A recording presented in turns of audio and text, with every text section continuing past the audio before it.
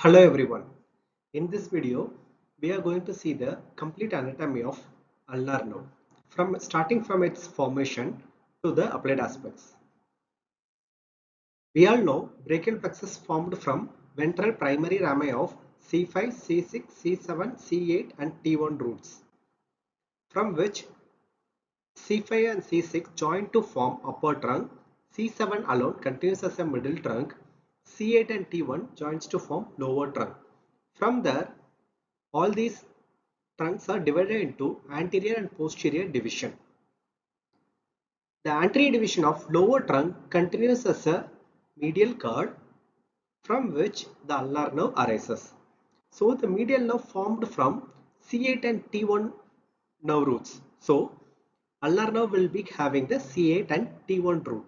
But apart from that, it also has C7 fiber which is coming from the uh, middle trunk, then from there to the lateral cord, then from the lateral root of median nerve there is a communication small twin to the ulnar nerve via which C7 is also added. Even though ulnar nerve typically arises from the medial cord, that is from C8 and T1, it also has C7 root via this pathway.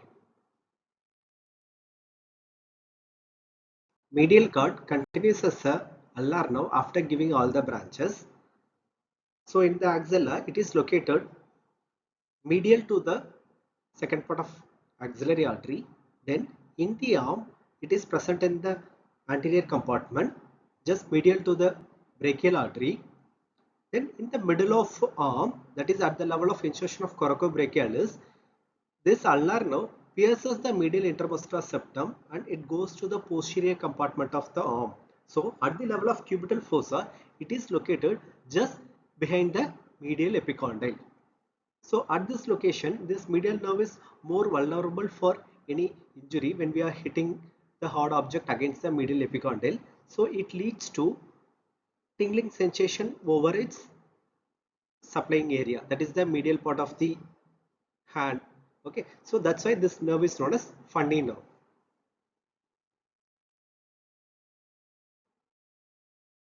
So in the forearm, ulnar nerve just passes deep to the flexor carpi ulnaris, and here it will be supplying one end of muscle, that is the complete flexor carpi ulnaris is supplied by the ulnar nerve, and also it supplies the flexor digitorum profundus medial half. Okay, so the lateral half of flexor digitorum profundus is supplied by the median nerve.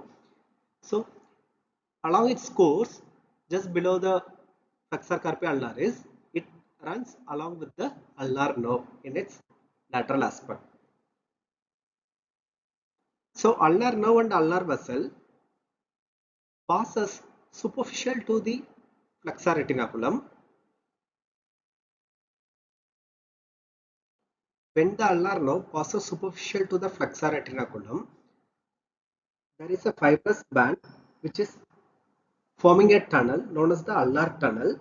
This band is known as the volar carpal ligament. So just proximal to this, there is two cutaneous branches, that is the dorsal cutaneous branch. This will supply the skin of medial side of the dorsum of the hand and middle 1/3 finger.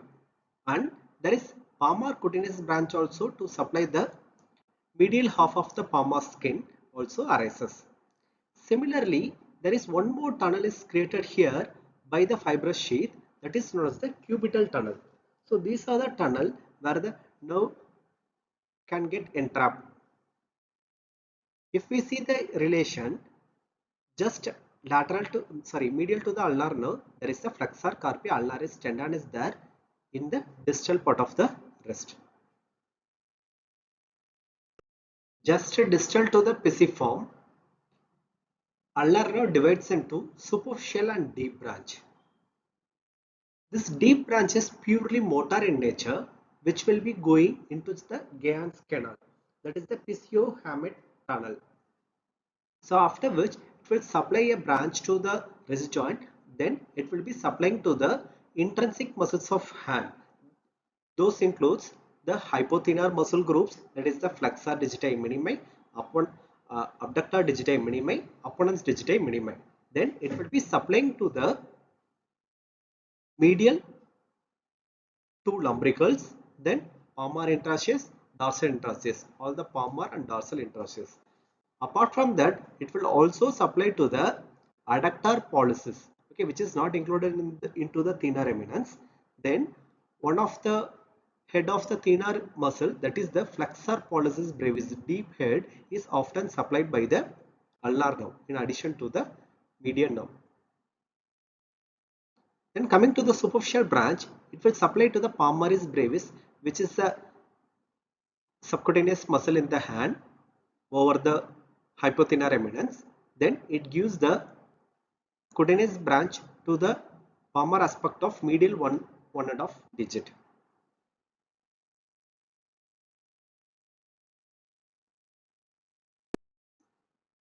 This picture shows the cutaneous supply of ulnar nerve in the hand.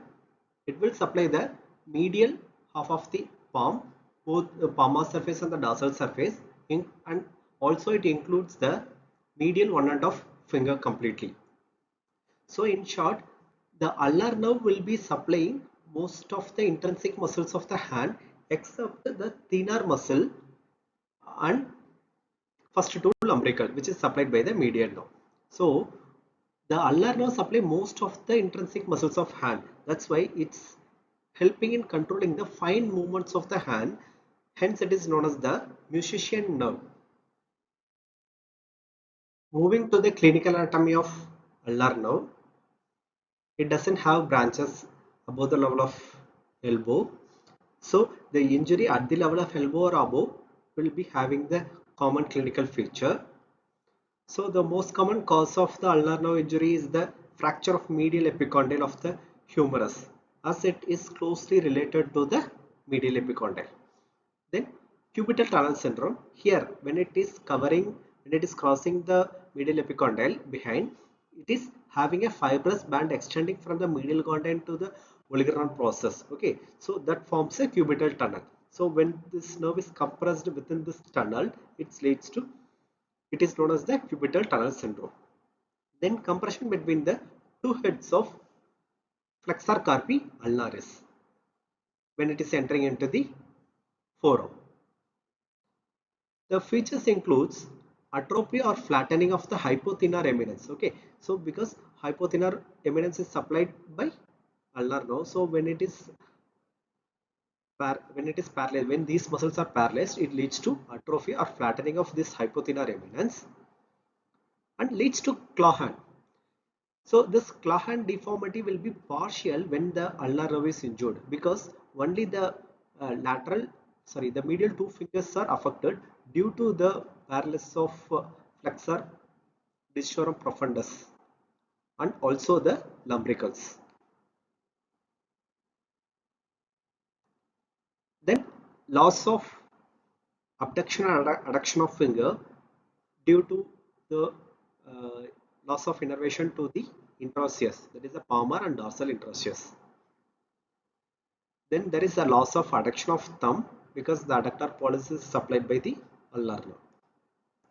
Then loss of sensation over the palmar and dorsal aspect of the medial one of medial third of the hand and medial one of finger. Okay, so this is the cutaneous supply from the ulnar nerve. In this, claw hand is more important. Higher the nerve injury, the deformity will be less in the claw hand, which is known as ulnar paradox. There is a separate video I have kept on the concept of ulnar paradox. I will give you in the card. So this is the cutaneous loss when the ulnar nerve is injured at the higher level. And this is known as the Froment test. Here the card is held in between the thumb and the index finger. Okay, so when the card is tried to pull, there will be more flexion.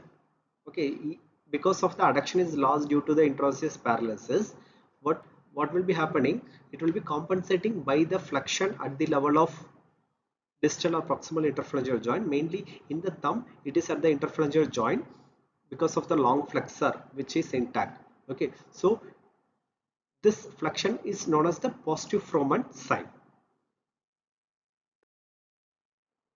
Moving to the ulnar nerve injury at the level of wrist joint, the most common cause is again the cut injury or lacerated deep wound, or it may be due to the compression of Guyon's canal.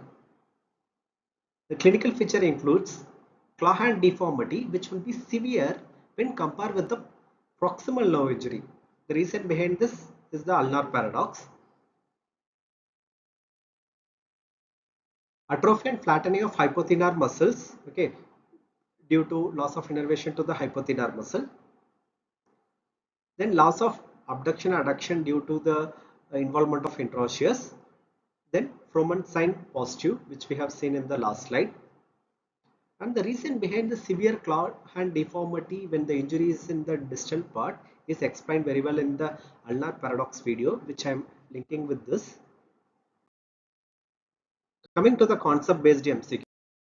Question number 1 is the all are signs of ulnar nerve lesion except wasting of hypothenar eminence, loss of abduction or adduction of the finger, loss of flexion of ring and little finger, loss of flexion of index finger. Okay, hypothenar eminence wasting, yes, we can able to see. Loss of adduction or abduction because of the involvement of interosseous, again this is possible. Loss of flexion of the ring and little finger, it is due to the involvement of medial half of flexor digitorum profundus. The loss of abduction, loss of flexion of the index finger, this is unlikely because this finger receives the muscle that is from the lateral half of the flexor digitorum profundus and superficialis, which is again supplied by the median nerve. So this will be the correct answer, okay, which is not seen in the ulnar nerve. Moving to the second question, all of the following are correct regarding ulnar nerve except musician nerve. Yes, it is correct. Third eye of hand, no. This is third eye of hand is the median nerve because it supplies the cutaneous innervation to the fingertip of lateral three finger, that is thumb, index and middle finger. So this is the answer, correct answer in this question, and we'll see the remaining root values C8 and T1. Yes, most of the book will give C8 and T1. Few will be adding C7 also. So this is also okay. Injury at the wrist lead to more severe deformity than the injury in the elbow. Yes, it is correct. That is the concept of ulnar paradox. So the correct answer here is the third eye of hand. Coming to the third question, why ulnar nerve is known as musician hand? Because it supplies the intrinsic muscles of hand which controls the fine movement which required for the any musician to play the instrument. So the answer here is the 2, as it supply the intrinsic muscles of the hand. Hope you understood the concept clearly. So if you want any similar topic, let me know in the comment section. Thank you.